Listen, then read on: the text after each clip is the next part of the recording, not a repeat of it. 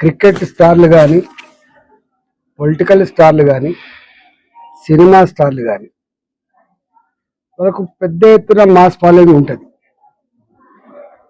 Political లీడర్లైనా, cricket స్టార్లైనా, cinema యాక్టర్లైనా, స్టార్లైనా వాళ్ళ moment ఉన్నప్పుడు కొంత ముందస్తు ప్రిపరేషన్స్ తప్పకుండా అవసరం ఉంటుంది. అందులో ఒక సినిమా విడుదలవుతున్నప్పుడు తప్పకుండా వేల మంది అక్కడ జమ అయ్యేటువంటి ఆస్కారం ఉంటుంది. కాబట్టి థియేటర్ యాజమాన్యం మరి చెప్తున్నది మేము ఇన్ఫర్మేషన్ ఇచ్చినామని, మరి అక్కడ స్థానిక పోలీసులేమో మేము పర్మిషన్ ఇవ్వలేదని.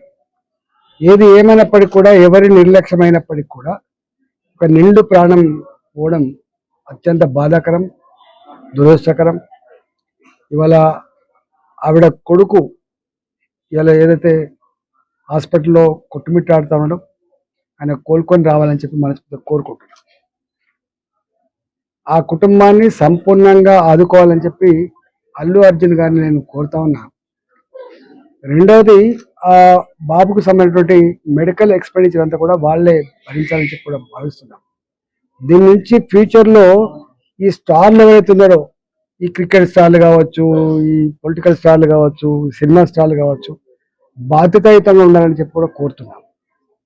కానీ దీన్ని ఆసరా చేసుకొని ఇవాళ ప్రభుత్వం పెద్దలు, మరి ముఖ్యంగా ఈ రాష్ట్ర ముఖ్యమంత్రి గారు, సరే ఏం సంభాషణ జరిగిందో, వాళ్ళకి ఏం అహంకారం ఉందో నాకు సంబంధం లేదు, కానీ జనరల్గా విల్ఫుల్లీ, ఇంటెన్షనల్లీ ఒక మనిషి చనిపోవాలనో లేకపోతే ఒక మనిషికి ఇట్లా జరగాలని చెప్పి ఎవరు కోరుకోరు. వాస్తవం ఇవాళ ఇట్లాంటి జరగకుండా నియంత్రణ చర్యలు చేపట్టాలి, కానీ వాళ్ళని పిలిపించి పోలీసులు కూర్చోబెట్టి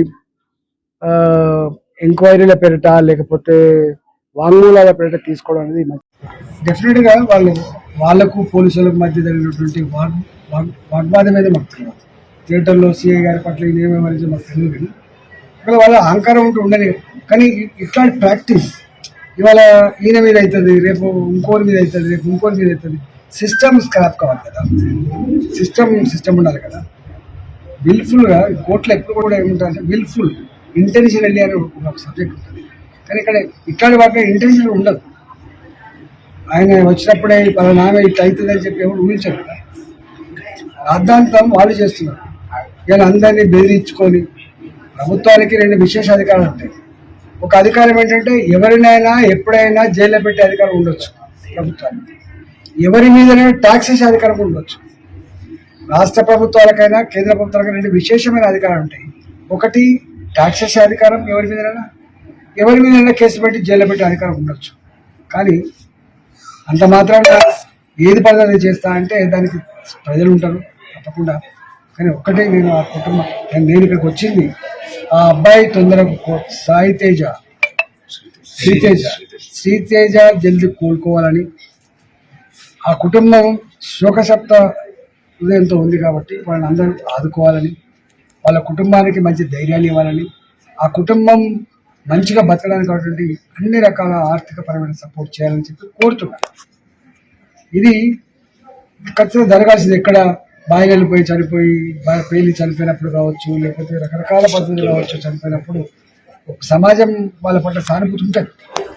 కానీ ఇక్కడ వీళ్ళు దీని పెద్ద రాద్ధాంతం చేసేది భారతీయ జనతా పార్టీ కాదు, రాద్ధాంతం చేసేది కాంగ్రెస్ పార్టీ. దీని మీద గంటల తరబడి అసెంబ్లీలో ఉపన్యాసాలు ఇచ్చి మొత్తం ఆ వర్గాన్ని, ఆ ఇండస్ట్రీనే మొత్తం బోర్డు నిలబెట్టే ప్రయత్నం మంచిది కాదు. ఆయన అనుకుంటుండ్రు. ఇవాళ కొంతమంది సోషల్ మీడియాలో ట్రెండ్ చేసేవాళ్ళు హర్షిస్తుండొచ్చు, కానీ అది మంచిది కాదు.